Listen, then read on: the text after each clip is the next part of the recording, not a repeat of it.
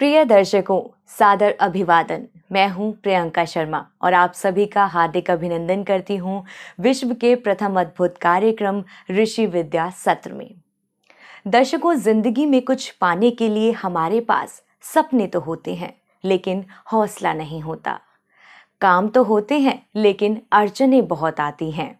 खुश रहने के लिए अपने तो होते हैं, लेकिन अपनापन नहीं होता। हम परिश्रमी होते हैं, परिश्रम करते हैं, लेकिन सफलता हासिल नहीं होती। ऐसे में हम इसी कश्मोकश में फंस कर रह जाते हैं कि आखिर हम करें तो करें क्या, कैसे अपने सपनों को पूरा करें और कैसे अपने जीवन में आई इन अड़चनों को दूर करें। ऐसी स्थिति में हमें जरूरत होती है सही सलाह की, सही मार्गदर्शन की और सटीक उपायों की, जो आपको प्राप्त होंगे हमारे इस विशेष कार्यक्रम ऋषि विद्या सत्र में, जो आपको देंगे ऋषि विद्याओं के अप्रतिम अन्वेषक ऋषि प्रज्ञ श्रद्धेय आचार्य श्री शिवांशी महाराज। तो आइए महाराज श्री से इस विशेष कार्यक्रम में जानते हैं कि हमारे जीवन में आई इन अड़चनों और इन परेशानियों के कारण क्या हैं और क्या दुष्प्रभाव हैं। कुछ चीजें जीवन में अज्ञात होती हैं, जिन्हें लोग जान भी नहीं पाते कि ऐसा हो रहा है तो क्यों हो रहा है, उसका कारण क्या है। हम अच्छा कार्य करते हैं लेकिन फिर भी बुरा हो रहा है। घर से, परिवार से, जीवन से रोग, शोक, कष्ट, क्लेश दूर होता ही नहीं। कभी ना कभी किसी ना किसी को कुछ ना कुछ समस्या पकड़ी रहती है। धन की हानि अक्सर हो जाती है। जितना व्यक्ति कमाता है उससे ज्यादा खर्चे हो जाते हैं। निरंतर सिर पर ऋण का भार बढ़ता चला जाता है। कर्जे ले लेके जीवन चला रहा है। ऐसी समस्याएं जीवन में जब आ जाती हैं और इन समस्याओं से जब व्यक्ति त्रस्त होता है तो बुद्धिमान व्यक्ति भी एक बार को हिल जाता है, किंग कर्तव्य विमूढ़ हो जाता है। कई बार ऐसी स्थितियां आती हैं जहां वो कुछ भी निर्णय नहीं कर पाता कि मैं आखिर करूं तो करूं क्या। ऐसी स्थिति में जब भी किसी के सामने जाता है समाज में, तो दुनिया के लोग किसी न किसी रूप में उसे लूटने के लिए बैठे हुए हैं। उसकी मजबूरी का, उसकी व्यवस्था का जो विवश है बेचारा, उसका लाभ उठाते हैं।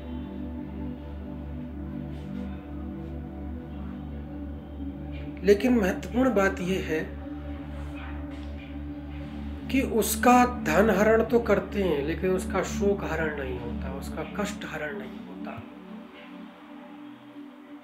रामचरितमानस उत्तरकांड में बहुत ही सुंदर कहा है बाबा तुलसी ने। कहते हैं कि हरई शिष्य धन शोक न हरई, सो गुरु अवश्य नरक मोह परई। जो शिष्य का धन तो हरण करे लेकिन उसका कष्ट हरण ना करे, ऐसा गुरु निश्चित रूप से नरक में पड़ता है। लेकिन अब उसे क्या चिंता, जिसे नरक और स्वर्ग से कोई मतलब ही नहीं, जो आज की जिंदगी जी रहा है, जिसे केवल ये मतलब है कि आज जितना जो कुछ मिल सकता है, जैसे मिले, जिस तरीके से मिले, अपना कमाओ, झटको, जिससे झटक सकते हो, उसे इस बात की कोई चिंता नहीं तुम्हारा क्या हो रहा है, क्या नहीं हो रहा है। लेकिन सत्य यह है कि जब भी कभी दुर्भाग्य की काली अंधेरी रात आ रही हो और सौभाग्य का सूर्य अस्त हो रहा हो और ये पूरी दुनिया, पूरी धरती के लोग अपना अपना द्वार बंद कर रहे हो आपके लिए, उस समय इस दुनिया वालों की तरफ मत देखना, क्योंकि ये लोग आपके कष्ट में, आपकी समस्या में आपका सहयोगी बने, ये नहीं है।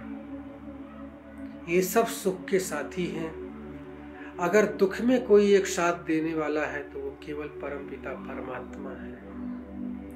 मात्र केवल उसकी ही सत्ता ऐसी है कि जो अपने बच्चे को कभी भी किसी भी स्थिति में उसके लिए अपने द्वार बंद नहीं करता, उसके द्वार सदैव खुले रहते हैं। संसार के लोगों के सामने अपनी व्यथा सुनाने से क्या मिलेगा? रही मन निज मन की व्यथा, मन ही राखो गोए, सुन इठले हैं लोग सब, बांट न ले है कोई। अपने मन की व्यथा लोगों को मत सुनाओ। सुन करके वो सबके सब जो है ना, आपका हंसी मजाक तो उड़ाएंगे, लेकिन आपकी समस्या को, आपके कष्ट को कोई बांटेगा नहीं। इसलिए ध्यान रखना कि दुनिया के सामने मौन हो जाना और अपने परमात्मा के चरणों में जाकर के जितने आंसू बहा सकते हो बहा लेना। जो अपना दुख, अपनी पीड़ा उसके सामने व्यक्त करनी है कर लेना, लेकिन उससे पहले एक काम जरूर करना, क्योंकि परमात्मा ने ऐसा कुछ नहीं छोड़ा है कि जो समस्या आपके सामने हो और उसका निवारण ना हो। समस्या स्वाभाविक है, पूरा संसार कष्ट में है, कष्ट तो होगा, आप कष्ट को नहीं रोक सकते, लेकिन उससे बचाव का उपाय भी तो है। जंगल में एक जड़ी होती है, पौधा होता है, जो अगर आपसे स्पर्श हो जाए तो सारे शरीर में खुजली हो जाती है, बहुत तेज खुजली होती है। आदमी खुजलाते खुजलाते परेशान हो जाता है, बेचैन हो जाता है। लेकिन उसके साथ में वहीं आसपास ही उसके कहीं पर एक पौधा और उगा होता है, जिसके पत्ते को तोड़ करके अगर आप शरीर पर रगड़ लो उसे, तो तुरंत खुजली समाप्त हो जाती है। अब है ना कितने आश्चर्य की बात। मतलब देखिए, परमात्मा ने जो चीज बनाई, कोई भी चीज व्यर्थ नहीं है, वो किसी ना किसी कारण से ही बनाई है, अकारण नहीं बनाई है। अब कई लोग कह देते हैं, कहने में क्या जा रहा है, बोल दिया कि अरे भगवान ने पता नहीं क्यों ऐसा ये बना दिया, ऐसा क्यों कर दिया। दो मित्र थे, एक नास्तिक था, एक आस्तिक। आस्तिक भगवान की सत्ता को मानता था, कहता था भगवान की जो भी रचना है बहुत अच्छी है, बिल्कुल भगवान ने सब सोच समझ के बनाया है। और जो नास्तिक था वो कहता था नहीं, भगवान की रचना जो है वो उचित नहीं है, उसमें बहुत त्रुटियां हैं, बहुत सारी गलत बनाई है। नहीं मान रहा तो नहीं मान रहा, क्या कर सकते हैं। लेकिन परमात्मा ने उसका भी तो इलाज करना था। गर्मी के दिन थे, दोनों मित्र जो थे वो जा रहे थे, रास्ते में देखा उन्होंने कि एक बड़ा अच्छा बड़ा सा घना सा जो है आम का पेड़ है, तो सोचा कि थोड़ी देर यहाँ विश्राम कर लें, इतनी तेज गर्मी पड़ रही है। दोनों उस पेड़ के नीचे पहुंच गए, खड़े हो गए। संयोग से उन्होंने देखा कि वहीं पास में जो है एक पतली सी बेल वहां पर है उगी हुई, उस पर इतना मोटा तरबूज लग रहा है। उसको देख करके वो नास्तिक वाला बोला कि देख, मैंने कहा था ना कि परमात्मा की जो रचना है ना, परमात्मा की बनाई जो चीजें हैं उनमें बहुत गलतियां हैं। अब जैसे तू ये देख, ये इतनी पतली सी जो है बेल है और उसके ऊपर इतना बड़ा तरबूज लगा दिया भगवान ने। और ये इतना बड़ा पेड़ है देखो आम का, और उसके ऊपर इतना सा आम लगा दिया। बताओ, अरे कोई हिसाब तो होना चाहिए। ये बड़ा वाला तरबूज, इतना बड़ा फल जो है वो इतने बड़े पेड़ पे होना चाहिए था, ये छोटी सी बेल पे छोटा वाला होना चाहिए था। अब वो बेचारा आस्तिक सुन करके चुप हो गया उसके तर्क के सामने। तर्क तो मूर्खतापूर्ण था, लेकिन अब वो इस समय उत्तर भी क्या दे। संयोग की बात कि तभी उस आम के पेड़ पर ऊपर से तोते ने एक आम को काटा, और जैसे वो काटा तो वो आम जैसे नीचे गिरा, और जो नास्तिक वाला था वो सीधे उसके सिर पे गिरा। अब जैसे सिर पे गिरा और वो चिल्लाया, हाय सिर पे वज्रपात हो गया, पत्थर गिर गया, मर गया मर गया, चिल्लाया बुरी तरह से। तो चिल्लाने के बाद वो आस्तिक वाला कुछ नहीं बोला, शांत रहा। जब थोड़ी देर में उसकी पीड़ा शांत हुई तो वो उसके पास आता है, वो कहता है भैया तू सही कह रहा था, भगवान ने जो चीज बनाई बिल्कुल ठीक ठीक बनाई, सच में मैं ही गलत था। आज अगर मान लो ये इतना बड़ा फल इसके ऊपर होता तो मेरी तो खोपड़ी के 2 टुकड़े हो जाते। अच्छा हुआ छोटा सा ही फल था। मतलब कहने का ये है कि व्यक्ति को बात समझ में आती है, लेकिन जब उसको ठोकर लग जाती है तब समझ में आती है, समझाने से समझ में नहीं आती है।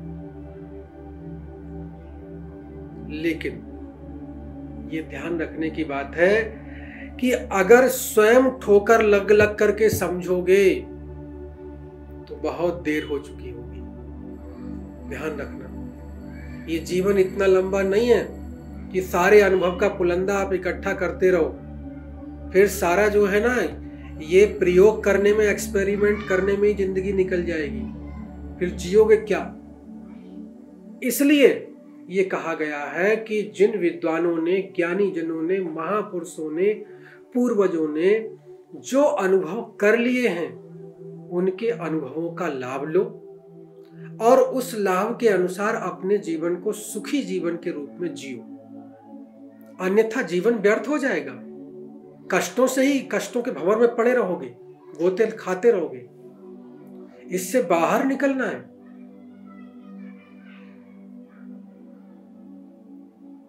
तो जो ये कष्ट की भंवर आती है घर में, इस तरह की जो समस्याएं आती हैं, अब इनसे निकलने का रास्ता क्या है और ये क्यों आती हैं, थोड़ा इसको समझ लेते हैं। घर में नकारात्मक ऊर्जा, नेगेटिव एनर्जी घर में आती है। कैसे आती है? जैसे आप ये बताओ कि शरीर पर या वस्त्रों पर आपको मैल लगाना पड़ता है, उन्हें गंदा करना पड़ता है क्या? अपने आप हो जाते हैं। गंदगी अपने आप आकर के वस्त्रों पे लग जाती है, शरीर पे लग जाती है। हमें उसको प्रक्षालित करना होता है, धोना होता है, स्वच्छ करना होता है, हटाना होता है उस गंदगी को। इसी प्रकार से घर के अंदर नकारात्मक ऊर्जा अपने आप आती है, स्वतः आती है, कोई लाता नहीं है। लेकिन अगर नकारात्मक ऊर्जा घर में आई और आपने उसको निकालने के लिए कोई प्रयत्न नहीं किया, तो ध्यान रखना कि वो आपकी सुख शांति को पूरा का पूरा नष्ट कर देगी, खा जाएगी वो। इसलिए ध्यान रखना, पूरे वर्ष में 2 अयन होते हैं, एक दक्षिणायन, एक उत्तरायण। मकर संक्रांति से लेकर के 6 महीने तक उत्तरायण चलता है और उसके बाद अगले 6 महीने दक्षिणायन चलता है। तो एक अयन में एक बार अपने घर की नकारात्मक ऊर्जा को दूर करने के लिए हमें कुछ न कुछ प्रयास अवश्य करना चाहिए। बुरी शक्तियां घर में अपने आप प्रवेश कर जाती हैं, दिखती नहीं हैं। वायु प्रधान होता है उनका शरीर, दिखाई नहीं पड़ती हैं कि सामने से आ रही हैं, वो आ जाती हैं। और एक बात और बताएं, बहुत महत्वपूर्ण, ध्यान रखिएगा। आध्यात्मिक ज्ञान में एक चीज बड़ी महत्वपूर्ण यहाँ पर भेद है।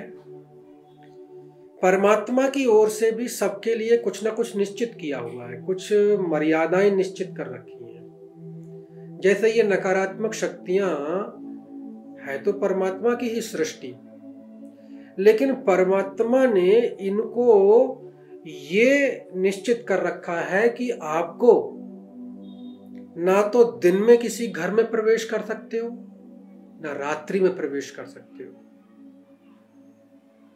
कोई नकारात्मक शक्ति, कोई बुरी शक्ति आपके घर में ना दिन में प्रवेश कर सकती, ना रात्रि में प्रवेश कर सकती। निषेध है इनके लिए। फिर कब करती?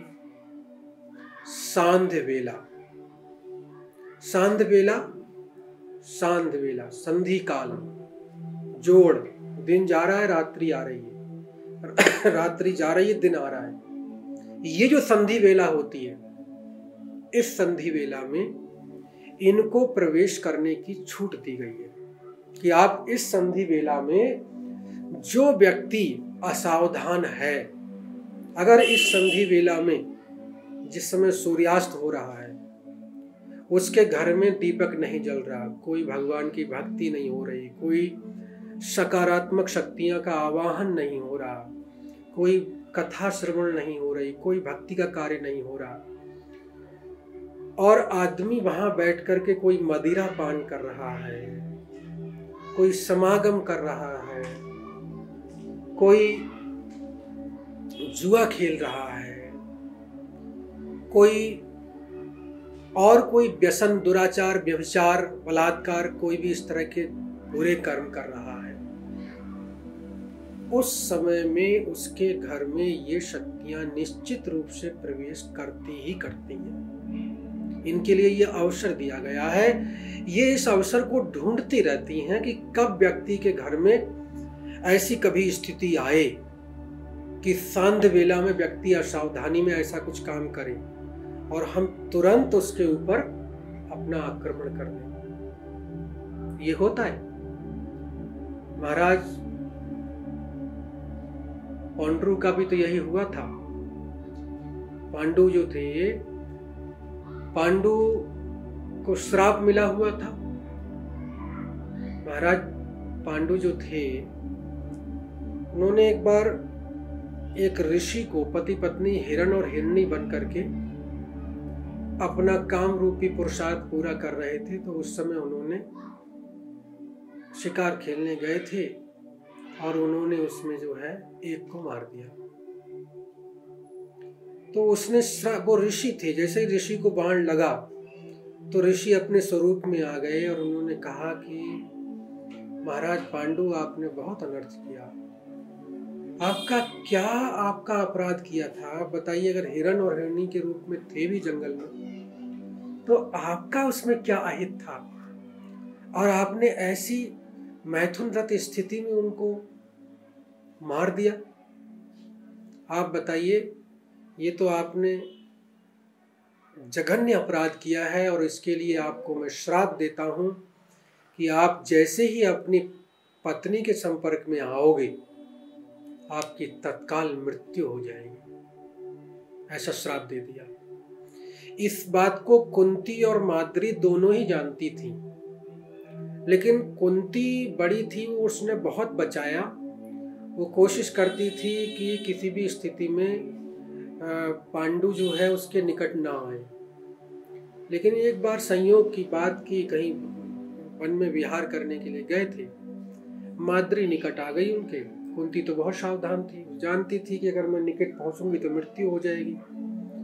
माद्री प्रमादवश नहीं ध्यान दे पाई, जैसे ही निकट पहुंची और उसके बाद उनकी मृत्यु हो गई पांडु की। तो तात्पर्य यहाँ कहने का ये है कि जब भी कभी हमसे किसी प्रकार की असावधानी होती है, वो तो शापग्रस्त थे, लेकिन हम लोगों से क्या होता है, सामान्य मनुष्यों से कोई ना कोई असावधानी होती है। तो जैसे ही उस शांत वेला में हम कोई असावधानी पूर्वक ऐसा कोई कार्य कर रहे होते हैं, उस समय कोई बुरी शक्ति हमारे घर में प्रवेश कर जाती है, और प्रवेश करने के बाद वो हमारे हर कार्य को तोड़ना शुरू करती है। जिस कार्य के लिए कदम बढ़ाओगे वहीं आपको तोड़ेगी,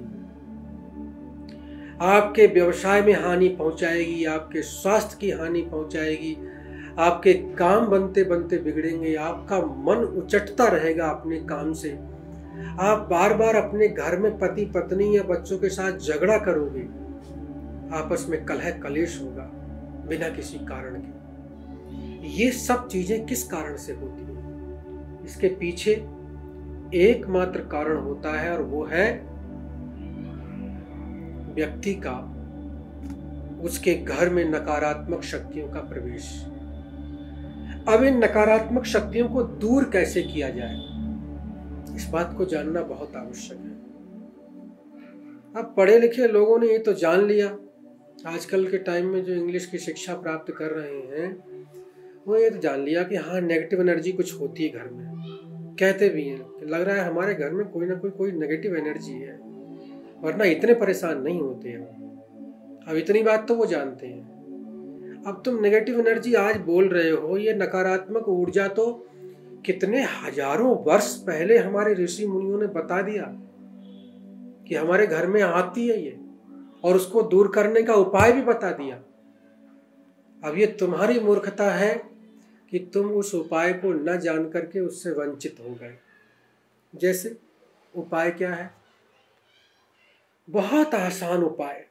ध्यान रखना कि हमारे ऋषि मुनियों ने, ज्ञानी जनों ने कभी कोई बहुत बड़ा आडंबर नहीं बताया, बहुत बड़ा। ये तो बाद में इन सब लोगों ने आडंबर इतने सारे जोड़ दिए, इसलिए कि कुछ लोग आडंबर ही पसंद करते हैं। उनको लगता है कि हाँ, इतना इतना इतना इतना ये काम किया तो देख करके उसी के हिसाब से वो दक्षिणा वगैरह देते हैं। लेकिन वास्तविकता ये है कि ऋषि मुनियों ने इतने सारे आडंबर नहीं बताए कि जिसके लिए आप बिल्कुल व्यथित हो जाओ, परेशान हो जाओ, व्यर्थ के खर्चे करते फिरो। नहीं, उन्होंने ये बताया कि आपने छोटी छोटी चीज करनी है। जैसे घर की नकारात्मक ऊर्जा को दूर करने के लिए 21 प्रकार की विशेष जड़ी बूटियां जो निश्चित हैं, ऐसा नहीं कुछ भी ले आए। बाजार में जो सामग्री मिलती है, जाओ और जाकर के वहां से कूड़ा कचरा, यूकेलिप्टस के पत्ते और जो है मूंगफली के छिलके, पता नहीं क्या क्या सब इकट्ठा करके उनको तो बेचना है, और जाकर के आप 100 रुपए किलो की खरीद करके ले आए और उससे आपने सुहा सुहा कर दी। अब ये कूड़ा कचरा डालने से कोई वहां शक्ति जागृत नहीं होती है। अब शक्ति जागृत नहीं होगी तो उसका कोई लाभ नहीं है, व्यर्थ है। आप कूड़ा कचरा ले आए, ला करके आपने जला दिया, उससे क्या होना है? कुछ नहीं होना। जो 21 प्रकार की जड़ी बूटियां शास्त्रों में निश्चित की गई हैं और जिनके लिए बताया गया है, क्योंकि वो जड़ी बूटियां अपने आप में ऐसी अद्भुत चीज है कि एक एक बूटी का प्रभाव हिला के रख देता है। ऐसी ऐसी जड़ी बूटियां हैं कि आप अगर मुट्ठी में रख लो दबा करके, समझे, तो थोड़ी ही देर में आप कांपने लग जाओगे। समझ रहे हैं? बहुत कुछ है, लेकिन समस्या इस बात की है कि हम उससे अपरिचित हैं। वो 21 प्रकार की जड़ी बूटियां कौन कौन सी हैं और उनका प्रयोग क्या है, इसको जानना बहुत आवश्यक है। उन विशुद्ध रूप में उन जड़ी बूटियों को लेकर के और उनको कूट पीस करके उसकी सामग्री बना करके, महंगी मिलती हैं क्योंकि आजकल कोई ऐसा तो है नहीं, वन जंगल तो रहे नहीं आसपास, आदमी जाए अपने आप इकट्ठा करके ले आए। समय भी नहीं है व्यक्ति के पास। अब जो लोग इकट्ठा करते हैं, यही काम करते हैं, उनसे ही लाना पड़ेगा तो वो खरीद के ही देंगे, मतलब फ्री में तो देंगे नहीं, थोड़ा महंगा पड़ेगा वो। लेकिन वो असली चीज लेकर के आओ। अगर पूरा लाभ चाहिए आपको तो वो असली चीज लेकर आओ। जब वो असली चीज आप लाओगे और उसका प्रयोग करोगे तो उसका प्रभाव देखो। तो आपने करना क्या है? देसी गाय का उपला लीजिए। एक उपले के आप 4 भाग कर सकते हो, छोटा है तो 2 कर सकते हो, जैसी आपकी श्रद्धा आप पर निर्भर करता है। उसको पूरा जला लीजिए, अंगारा बना लीजिए। अंगारा बनाने के बाद अनामिका उंगली और अंगूठा, देख रहे हैं ना, ये अनामिका उंगली होती है सबसे छोटी वाली उंगली के पास वाली, इसे अनामिका उंगली कहते हैं, कनिष्ठिका के पास में, और अंगूठा। बस इतने से जो पूरा हवन करते हैं तो उसमें आपको मध्यमा भी साथ में लेनी पड़ती है। ये तीनों, 2 उंगली और 1 अंगूठा, उससे करते हो। लेकिन जब आपको ये छोटी वाली अग्यारी करनी होती है, इसको अग्यारी नाम दिया गया है। पुराने समय में जब पुराने जो बहुत पुराने लोग हैं अपने, किसी से पूछोगे आप तो बता देगा कि घर की महिलाएं जो होती थीं, दादी नानी कोई भी, वो इस प्रक्रिया को जानती थी और उनका ये नियम था, वो पुरुषों पर निर्भर नहीं थी। इसके लिए उनका ये नियम था कि वो सामग्री तो मंगा लेती थी पुरुषों से, उसके बाद में उनका नियम था कि उपला तैयार किया और उसके बाद में उससे 9 आहुतियां, केवल 9 आहुति, कोई लंबा चौड़ा यज्ञ अनुष्ठान नहीं है। उस सामग्री के द्वारा आपको 9 आहुतियां उस उपले के ऊपर देनी है, मात्र 9 आहुति। और मंत्र भी कोई बहुत बड़ा मंत्र नहीं है, बहुत छोटा सा मंत्र, महालक्ष्मी कृपा प्राप्ति का मंत्र है। ओम श्रीम श्रीयै नमः स्वाहा बोल दीजिए। ओम श्रीम श्रीयै नमः स्वाहा मंत्र बोल करके 9 आहुति दे दीजिए। और अगर आपकी श्रद्धा है तो कमल गट्टे की माला से अभिमंत्रित लेना। माला जब भी जप करो तो अभिमंत्रित लेनी चाहिए, माला कभी भी ऐसा नहीं लेना चाहिए। अब अभिमंत्रित की भी समस्या है। अब आपको कहीं अगर मान लो कहीं पर किसी तरह से विज्ञापन हो रहा है, अभिमंत्रित मालाएं, अभिमंत्रित सामान, अब जहां वो इतना सारा सामान ट्रकों में बेच रहे हैं, वो अभिमंत्रित थोड़ी कर रहे हैं, लाए सीधे और ला करके सब बिक रहा है, चल रहा है। बोलना ही तो है, अभिमंत्रित बोलने में क्या जा रहा है, बोल दो। अब उन्हें पाप पुण्य की चिंता नहीं है, उन्हें तो अपना पैसा कमाना है, उससे मतलब है सीधे। तो ऐसे स्थानों से लेने के बाद में आप उसका लाभ नहीं उठा पाओगे, फिर आपको लगेगा कि कुछ फायदा नहीं हुआ उससे। इसलिए निवेदन आपसे ये है कि आप जब भी लो, सही प्रकार से विधिवत, जो अच्छा अनुष्ठान जिसमें 3-4 घंटे लगते हैं, ऐसे अनुष्ठान में अभिमंत्रित हुई। षोडशोपचार पूजन और इसके साथ साथ पूरा विधिवत जो अनुष्ठान होता है, उसमें जो मालाएं इत्यादि जो अभिमंत्रित होती हैं, उनको लेकर के उससे आप जप कीजिए। इसी मंत्र के 1 माला जप कर दीजिए और 9 आहुति दे दीजिए। केवल शाम को करना, सुबह भी नहीं करना। आप चमत्कार देखिए इस चीज का, इस विद्या का चमत्कार देखिए। ये ऋषियों की विद्या है, सामान्य चीज नहीं है। आपको देखने में छोटी चीज लगेगी, क्या छोटी चीज बता दी। और ये मैं कोई कपोल कल्पित ऐसे नहीं बता रहा हूं कि मैं ऐसे ही आपसे कह दूं कि आप जो है एक शीशा लेना, घर में घुमाना, उसके बाद तोड़ करके चलते पानी में डाल आना, उससे घर की बुरी शक्तियां बाहर हो जाएंगी। ये सब मूर्खतापूर्ण बातें हैं। शीशा तोड़ करके पानी में डालने से उससे कोई घर की शक्तियों का कोई लेना देना नहीं है, व्यर्थ की बातें हैं। ऐसे मूर्खतापूर्ण कार्यों में कभी मत फंसना और कभी मत करना। मैं केवल ये कहना चाहता हूँ, आप भी जानते हो, चलिए छोड़ दीजिए कि मैंने कहाँ से बताया नहीं बताया, इतना तो आप भी जानते हो कि अग्नि जो है वो देवताओं का मुख है। और अग्नि में कुछ भी अगर हम डालते हैं तो, और मंत्र के साथ डालते हैं, तो देवता उसी अग्निदेव जो है उसी देवता को पहुंचा देते हैं। अग्निदेव को हव्यवाहन कहा गया है, देवताओं का मुख कहा गया है। इतनी बात तो आप जानते ही हैं। अब बताइए, ये तो सामान्य बात आपके लिए हो गई, इसमें कोई आडंबर नहीं है, कोई किसी प्रकार का पाखंड नहीं है। साधारण सी बात है कि मैंने एक छोटा सा अनुष्ठान आपको करने के लिए कहा, आप आहुति लीजिए और डाल दीजिए, इस तरीके से स्वाहा कर दीजिए। आप इस चीज को करके देखिए, निरंतर करके देखिए। मैं एक चीज जरूर कहूंगा इसमें, कई लोग ऐसे भी मिलते हैं, जब मैं उपाय बताता हूँ ना, तो उपाय बताने के बाद पहले तो ये पूछते हैं कि महाराज जी कितने दिन में फायदा हो जाएगा इससे। पहला उनका प्रश्न ये होता है।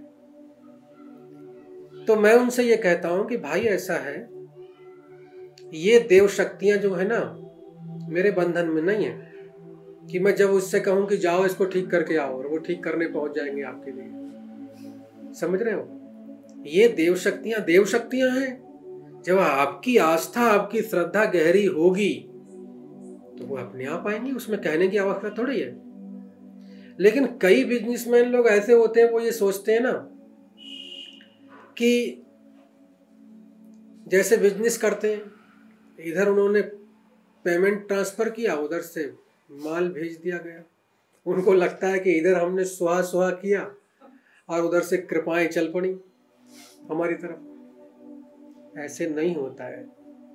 उनको आपके साथ बिजनेस नहीं है उन देव शक्तियों की।